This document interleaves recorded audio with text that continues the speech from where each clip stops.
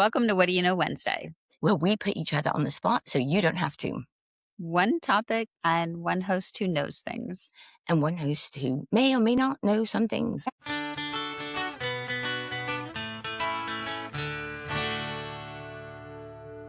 have to say, this is quite the detour from the Reformation last week. Today, I want to talk about ward cookbooks.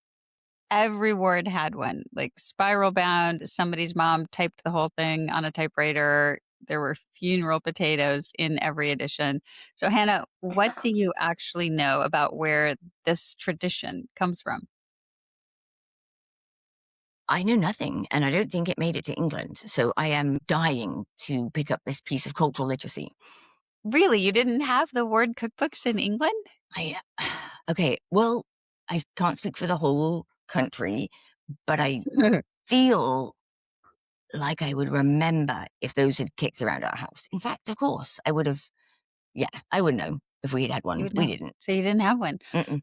Wow. Oh, well, they were everywhere when I was growing up in Utah. So, I already have um, questions. So I'll see if you answer them.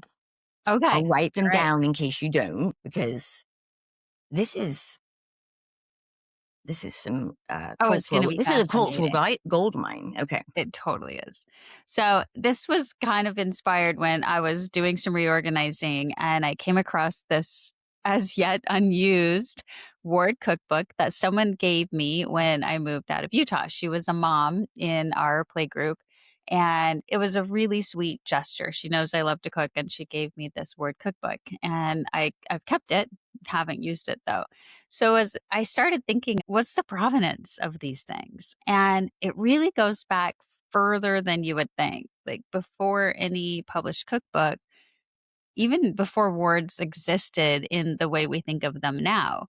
So it started on the Pioneer Trail where women were yeah, trading recipes just to survive with whatever they had. Like one Danish immigrant mother made what she called corn surprises, which were ground dried corn with whatever was on hand thrown in. So it could have been parsley, chopped boiled eggs, and she shared that recipe. There's also a Pioneer Haystack, which is basically a sea biscuit, like oats and flour and shortening and buttermilk. okay. So a woman named Sarah Mendenhall in Springville, Utah, she started recording stuff like apia cakes and pickled plums in a personal journal. And that's one of the earliest records of a ward cookbook that we have. But then in 1969, there's an improvement era issue that actually ran a recipe for Johnny cakes. And this was because apparently Johnny cakes were Joseph Smith's favorite. What are Johnny cakes? I always think of them as like pancakes, No, but I don't. I Yeah. there are so many words that mean. I mean, obviously, there are so many words that mean completely different things. Take flapjacks. In some parts of the world, that means pancakes. Not to me. That's right. Yeah. I mean, So flapjacks, yeah, so Johnny pancakes, cakes. I've Johnny never. cakes. I'm not familiar with it, but it brings to mind either something made with cornmeal or pancakes, but mostly because of the era that you're talking about. Because what else Right. would they have? And it could. And I'm sure listeners can add to our knowledge around Johnny cakes in the comments, and they're so reliable to do that. So Absolutely. once, while they were trading recipes on the Pioneer Trail, once they settled in Utah, of course, meals could get more elaborate, and they did until Brigham Young told everybody to simplify because of food scarcity. So, Did did response, quick question. mhm, Did he simplify? Just wondering.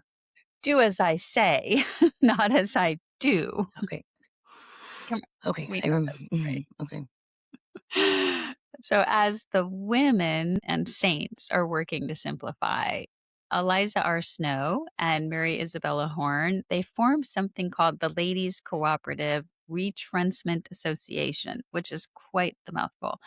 And their line about food is basically a mission statement. And I'm going to quote what they said. Any table neatly spread, no matter how plain, but wholesome food shall be considered fashionable. It was like the what's that aesthetic? Like everything's really simplified. It's kind of like almost like a clean food mentality, Well, these yeah, they days, were I Michael think, in Pollan before that. They comparison. were like, you have Yeah, to be able to pronounce all the ingredients and there can only be 5, and that makes it real right. food. Oh, because we only have 5, but no. Yeah, exactly. Which of our 5 available ingredients are in this? So it was interesting because even, in what I could find in the earliest Relief Society minutes, and we're really talking like founding era Relief Society stuff, women are already discussing opening a ward bakery. So for Oh, how women, cool. food was never a side project, right? It was kind of on the agenda from day one once 100%. they arrived. I think Brigham Young, don't quote me on this, kept a wife just to make the food for everyone else. Yeah, I know he did, actually. I just don't know who it was. Wow. I'll have to look She into was that. basically an indentured servant to the rest of the household. One of his older wives who he didn't want to. Well, in my mind, we're all indentured Right. servants But in this one one way had or the role and the designation of another. preparing everyone's meals. Like Eesh, legit misery. that sounds miserable. This sounds awful. No, I mean, but it's sort of very Little House on the Prairie, which I will never forget. Some things just stick with you. And the bit of that book that has stayed wedged in my brain my whole life is the notion of like, they would have to go out onto the prairie and kill whatever groundhog they could find. And then that's dinner. And I'm Yeah. like, yeah, that thing about food being needed for survival is really real. And I cannot imagine being responsible for feeding children and keeping them alive with no grocery stores. Like the stress, the pressure. Yeah. It's like I That's have not to an keep these era I people would alive and survive. healthy. Yeah. And how? I've got to create food that has enough nutrients to make my kids strong. Well, of course you're going to talk to your neighbor and go like, well, what are you doing? And they did. And actual ward level cookbooks start showing up in the early 1900s. So the earliest one that anyone has found is 1907, and it's the Relief Society of the College Branch in the New Zealand Mission. Interestingly, the That's so cookbook cool. opens with a list of every contributing woman's name and address, which I really liked. And They so, were but it doxing them did. way back then, Well, what it did was it had two purposes, right? It served as a cookbook and also like a membership roster. like a So, directory, a ward directory. yeah. Yeah. Interestingly, it has advice mixed in with the recipe. So there was a line that I looked at that said, quote, "Heat a lemon thoroughly before squeezing, and you will obtain nearly double the quantity of juice." And I was like, "Hey, tip, note to self, you can try that." Doesn't that And make then sense? yeah, it kind of does. I've always just rolled mine, but in the casserole section of this cookbook, it says, if you want every meal to have appetite appeal, keep on hand a generous supply of casserole recipes. And this is a fun detail. It has scalloped potatoes. It had no funeral potatoes recipe in there yet because the dish hadn't been invented yet, or it Okay, at so least hadn't reached New Zealand. did you come up how did funeral potatoes become so ubiquitously Mormon? They're so easy to put together. You know, you're using these frozen chopped potatoes, you're mixing sour cream and cheese in there and other things and throwing it in the Oh oven. my gosh, And I that think really the makes me want some simplicity. funeral Oh, potatoes. they're so good.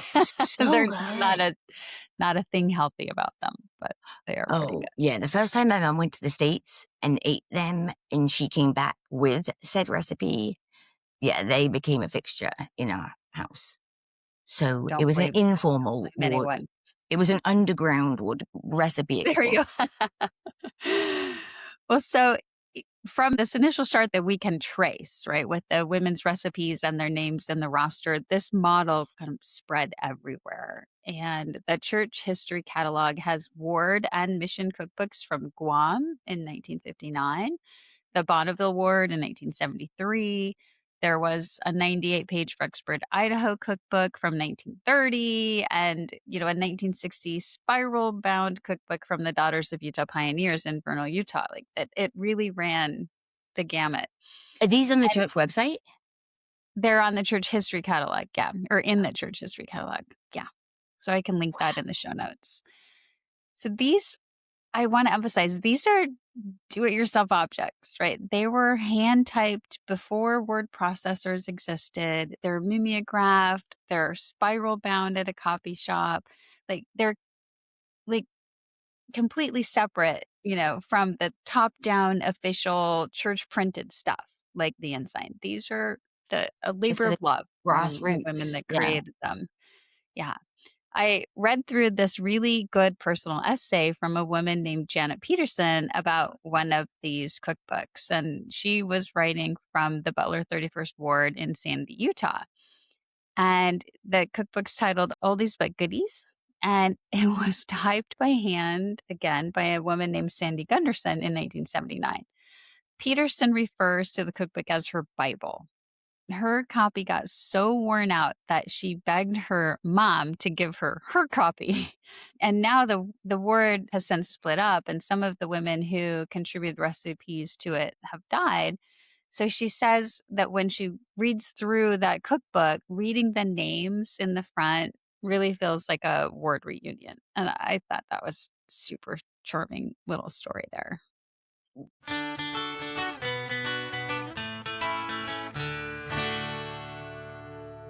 Right, because when you share a recipe in a cookbook, you're really sharing something.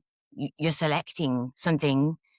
There's like meaning and purpose behind it, right? Mhm. You enjoy this. You want other people to enjoy it. You hope that it will be well received. And, people put thought into the recipes that they submit. It represents them, something that they want to, um, and that is fascinating to me. Like you said, there is that really personal element. A lot of people, if you ask for a recipe because you really enjoyed something, it's a family secret. I can't share. So people are sharing, as you mentioned, a personal part of themselves and something that they probably feel some pride around. I mean, But that's true. There's probably not very many cultural artifacts like recipes where people can legitimately be like, no, I'm yeah, I'm I'm not sharing that with you, and I have a good reason, and it's because it's our family secret, and like we all right. just accept that. And It's not rude, yeah, it's not rude. We go, okay, right? dang. We go, yeah, that makes sense because that's so off. That's so accepted, right? That well, also recipes used to be money, right? It would Yeah. be like if this recipe equals our living, our livelihood, so I'm not The going to give that away. Yeah, it's just the bread that we're selling that is feeding our kids, so, no, Yeah. not sharing. But interestingly, when I looked through, the women were as savvy as they always are, right? It wasn't just about let's collect the recipes and share them with our sisters in the ward. Some of the cookbooks that were created were fundraising tools, like with a specific dollar target. So I read about the Salt Lake 34th Ward Relief Society where they made a cookbook and put the whole thing together specifically to help pay for a new building. And I tried to nail down, like, how common was this, versus just a one-off, and I really couldn't nail it down. I It's couldn't say so for wild. sure it's, like, 10% or 30% of cookbooks have some kind of overarching, monetary mission, Like a but I fundraising element. yeah, but I did find that really fascinating that Mm. we're gonna publish a cookbook to help pay for the building. It's pretty neat. But so I think this part, Hannah, is actually the best angle of everything I read when I did this deep dive. There's a writer, Janet Peterson, who makes this an observation. And long before the internet, there was what she calls the Relief Society Network, where she traces how a recipe could travel from a sister in Portland, Oregon to a sister in Portland, Maine, and show up as basically the identical recipe. Mhm. And she couldn't find like coordination, right? And we know there's like no central office. The recipe just moved through Mhm. the women's organizational network Right. faster than any word of mouth moved anywhere else. And Yeah, it's a fascinating cultural it thing. is fascinating because you can see the fingerprints of Yeah. that everywhere. Mhm. Some of this you'll relate to, some of it you won't because you didn't grow up in the Warren corridor like I do, but like the Jell-O salads, right? Raspberry Jell-O with pineapple and banana and pecans. There was one called Company Best Salad. I think it was like lemon Jell-O with marshmallows and a cream topping. There were like the Jell-O salad and aspic combinations were Oh, vast, bringing in aspic into the conversation? Oh, wow. right? Please, no. Okay, I have a friend here in the Midwest who grew up in Provo, Utah. Dad was a faculty member at BYU, and she, about 10 years ago, threw a Jell-O party because she had come across, similar to you, Jess, an old recipe book. And it was a Jell-O recipe book from Utah. And she was like, well, we have to do this. Everybody has to bring a Jell-O dish. Everything was Jell-O themed because why not? I Why mean, not? if so again, I asked about the funeral potatoes. Do you happen to know like how Jell-O became so I think because it's cheap. okay? It's cheap. So you can dress it up and it doesn't cost a lot. You can feed a lot of people with it. Utah. And it was interesting as I was Interesting. looking at some of the recipes that it was kind of this walk down memory lane. A lot of recipes that my mom made, like fancy green beans, which was like canned green beans, which makes me want to gag now, but cream of mushroom soup, and then she'd sprinkle like The, slivered almonds I'm on top. okay. Yeah. I know it well. Or if things got really fancy, we'd have they were called chicken dumplings, but they were basically chicken wrapped in Pillsbury crescent rolls. And so it was really interesting to see how these recipes, like where, I'd be looking at this cookbook from somewhere in 1960 in Virginia was something my mom was serving me in, Sandy, Utah when I was growing up. So That is the amazing. funeral potatoes, as we talked about, I looked to try to find like where's the true provenance of this. I I can't say for certain. There's in 1980, the Lion House Recipes book has a version that has cream of chicken soup, sour cream, cheddar, potatoes, and then it has cornflakes on top. So it's basically funeral potatoes with a different name, which I can't remember at the moment. But the funeral potato dish shows up under different names in nearly every book I looked at. It was Hmm. super amazing to see it there because it's basically this organic, decentralized correlation system for food, right? And it's just running along this women's network. And it was happening before the church ever decided to like formally correlate anything. There's a book that I read years ago called The Law and Language of School Children.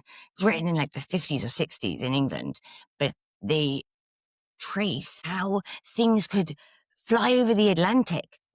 Schoolyard rhymes, right? How they could trace its origin to say Tennessee, and then kids in Reading, Berkshire are saying it, right? Like it's and these things, the way that they travel, these informal networks. Like, for example, we grew up with US recipes in our house because of the church, right?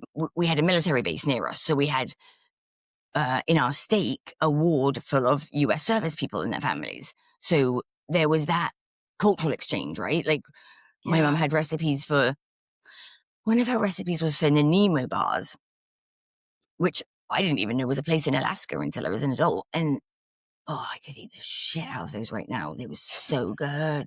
But I know that recipe must have come from like probably a member from the US because I just, I mean, I can kind of, They weren't British, yeah, or exactly. didn't have a British feel. Huh. Exactly. That Didn't is have a fit. There's interesting. no equivalent. Like I didn't know anyone else who was so delicious. Now I have a hankering Yeah.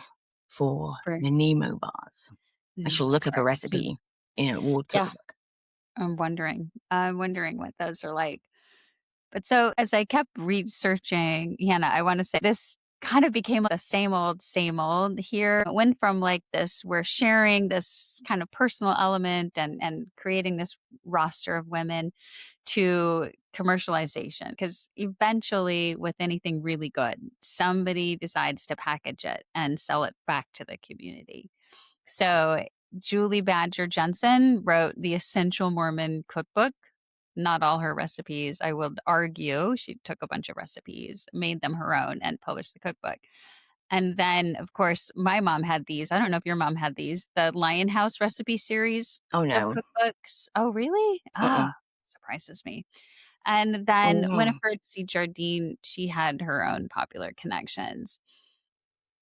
So we see like this commercialization, and then we kind of make it a cultural thing too. In 2002, the Salt Lake Olympics actually take green Jell-O and funeral potatoes, and they make them collectible pins, like official pins of Oh, the whoa. Olympics. And so we see like this kind of folk or community tradition get like the stamp of approval, really, as a genuine cultural symbol, like on a global stage. And so I had to kind of think through that. I was like, wow, okay, so we're recognizing this as a Mormon, like a Mormon food, a Mormon thing. And so I started looking around and I found something that was interesting because it was a word cookbook that turned up on Netflix. So I'm like, okay, What? there is traction there. Yeah. So Phil Rosenthal's Yeah. Somebody Feed Phil visited a food truck in Portland, Oregon, and the food truck's called Ruthie's. And they, at the food truck, featured a recipe that traces back to a word cookbook. So it's actually got traction, outside of the church, outside of the wards, and it's like showing up. So something that may have started on just mimeographed pages is now being eaten, on somebody's living room screen. And I thought that was pretty interesting. That is. That's fascinating.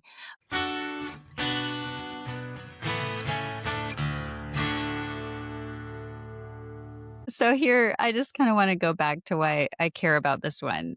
As I said, when I moved out of Utah after grad school, after my ex's residency, two moms in my play group gave me cookbooks because it was part of our play group thing. You'd make lunch for all the moms and the kids would play. And one of them, as I said, was her ward's recipe book. And it was brand new. It was a current edition. It was something that I immediately recognized as books my mom had had, and I realized, like, this is something that is still going on, and when you look at it, the tradition is still living and breathing and running today. Women are Hmm. doing the Ward Cookbook still across the states and probably across the world, and they're doing it completely on their own initiative. And they're giving those cookbooks to welcome a new mom into the ward, to tell someone that they care about them, that they have a friendship that they're celebrating. And that was really neat. As I thought about it and I looked at everything that I had read in researching this, it occurred to me, of course, because it's something that I really care about. Nobody assigned this. Women just started doing it on their own. There was no bishop that I found that called a sister and said, create these word cookbooks, or hey, go to the new mom in the ward and give her a cookbook. So women just decided Hmm. generations ago that this is how you build a community Yeah. and take care of each other. And they kept doing it without anyone Yeah. ever having to ask them to. Exactly. Because they saw the need and they filled the need. They did. And frankly, that kind of bugs me about it, honestly, because this is real, sustained, skilled labor, right? There's a lot that goes into compiling, typing, editing, printing, and distributing. And it's Mm. entirely done by women. It has for decades. And it's never once that I could find been treated as an institutional achievement. Mm. Nobody's fighting over who gets credit for the word cookbook. Mm-hmm. It's just assumed that it's women's work. So, of course, nobody is documenting who's doing it or how well they're doing it. Mm-hmm. And I think it's also a pretty clean example of how much invisible infrastructure women built and ran inside this church with Mm-hmm. no institutional recognition. Mm-hmm. While Or men's instruction. committees, yeah, but men's committees get their names in the Deseret News and they get all the praise. Actually, Jess, this segues so neatly into the data out of Torn. the book that basically shows 100% that what people value, let's put that Ward Cookbook in the camp of community connectedness, service. I mean, actually, I was thinking, yes, it is giving time and, as you said, skilled labor. And also, it was probably life-saving for some of those women, right? Yeah. Like, life-saving to feel like you were doing something that might last more than, 5 minutes when you are just wiping, like, dirty faces and doing laundry and dishes and making meals that will just get eaten and, washing clothes will just get dirty again. And it's like, it provided something of permanence for people who needed a lifeline. I think often of a Mormon woman who was so unfulfilled and unsatisfied in her designated calling and role as a mother. She built a wall in her back garden because literally going out and putting stones together, it was like, this is the only thing that's going to keep me sane, that I can at least build something, because Right. otherwise, what am I even doing? I have something that is my own, Yeah, and that's not to diminish. I mean, I can read the comments already where people are like, "Well, I am 100% fulfilled by being the best wife and mother I can be." Great. good. Get off the internet then. Wonderful. Keep it to That's yourself. wonderful for you. Fair enough. Literally, you don't see me in your comments telling you how much I love my life. Like, go But live it. there are tens and thousands, hundreds of thousands, millions of other women Yeah, who exactly. say, "I want something more. I want something just mine outside of these roles that I have." Yeah. And I think this provided it. And so the version of this that we all have in our head, which is, oh, cute, the Jell-O cookbook or the funeral potatoes cookbook, like that really undersells what it is. This was and is thousands of women in wards that have zero contact with each other, independently producing the same dishes, the same phrasing, even the same jokes sometimes. And they did it decades before the church ever built that correlation department to standardize everything else. Mm-hmm. Nobody told them to do this, they just did. And clearly, many of them are still doing it. Mm-hmm. Yeah. It's quite an illustration of how this aspect of the culture operates. It is. Well, that's all I have today. I'm grateful for it. Thank you. I know a heck of a lot more than I did about ward cookbooks than Well, yesterday. yeah, no blood atonement in the word cookbook No genre that I beheading. find. No beheadings, but so thanks everybody for listening to this week's What Do You Know Wednesday. And of course, we will be back next week with another What Do You Know Wednesday. But you can find our Mormon True Crime episode out on Thursday, and of course, our weekly Sunday episode at 9 a.m. on Sunday, just in time for sacrament meeting. Exactly. Until then, we appreciate you listening so much. And if you would just go ahead and hit like and subscribe, that would be worth millions of dollars to us. Thank you. That was really easy. See, you did that in no time whatsoever. Thank you so much. Jess, just want to say I'm sorry for what I said when I was Mormon. And I am so sorry for what I said when I was Mormon too.